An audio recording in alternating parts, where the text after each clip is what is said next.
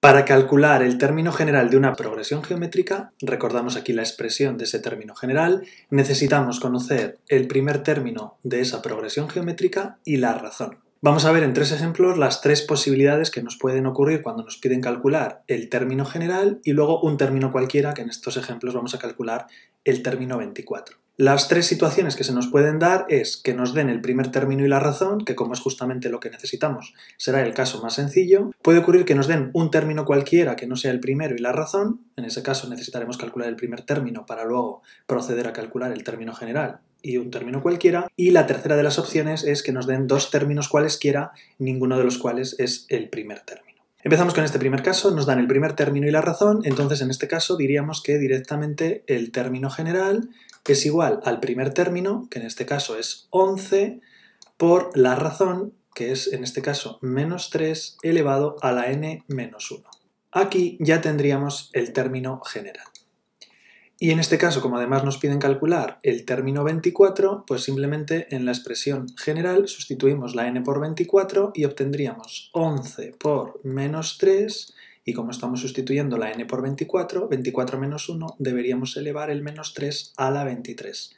Calculamos 11 por menos 3 a la 23, obteniendo menos 1,036 por 10 a la 12. Veamos ahora el segundo ejemplo. Nos dan un término que no es el primero, en este caso el séptimo, y la razón. Tenemos que calcular en primer lugar el primer término. Para calcular el primer término vamos a partir de la expresión del término general, ¿de acuerdo? En este caso, como la progresión se llama b, pues nos quedaría b sub n igual a b sub 1 por r elevado a la n menos 1, y como conocemos el séptimo término, pues vamos a utilizar esta expresión para calcular el séptimo término que ya conocemos. Entonces sustituimos en b sub n por el séptimo término, el que conocemos, y obtendríamos que b sub 7 es igual a b sub 1, y como estamos sustituyendo la n por 7, por r a la sexta. De aquí ya podemos despejar el término b sub 1, puesto que lo demás ya lo conocemos todo. B sub 1, si lo despejamos, r a la sexta pasará dividiendo y nos queda b sub 7 entre r a la sexta. Aquí, como esto ya todo es conocido, pues lo sustituimos. B sub 7 vale menos 2 tercios y eso lo tenemos que dividir entre r, que es 3 medios, elevado a la sexta. Esto ya simplemente hacemos la operación, por ejemplo, con la calculadora, y obtenemos que esto da menos 128 partido 2187. Y ese sería el primer término de esta progresión geométrica.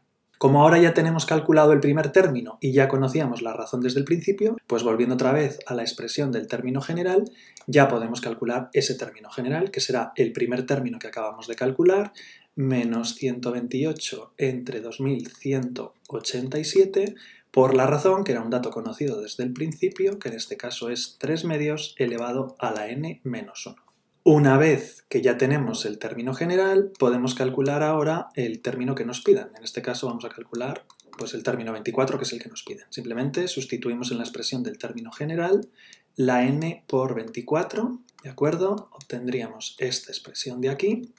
Como estamos sustituyendo por 24, una vez más el exponente nos queda 23, y ya esta operación, que se puede realizar directamente con la calculadora, se obtiene menos 656,84 y ya tendríamos ese término 24. Vamos al último ejemplo, en el que ahora tenemos dos términos cualesquiera. En este caso necesitamos calcular tanto el primer término como la razón. Una vez más vamos a partir de la expresión del término general que tenemos aquí. Y en este caso lo que vamos a hacer es sustituirla dos veces, una vez para el segundo término que ya conocemos y otra vez para el quinto término. Empezamos por el segundo término, igual que hemos hecho en el ejemplo anterior, y al sustituir nos quedará que el segundo término, como estamos sustituyendo en esta expresión la n por 2, nos quedará que es igual al primer término, eso no cambia nunca, por r, porque aquí nos quedaría r elevado a la 2 menos 1, es decir, por r. Hacemos lo mismo ahora con la expresión para el quinto término.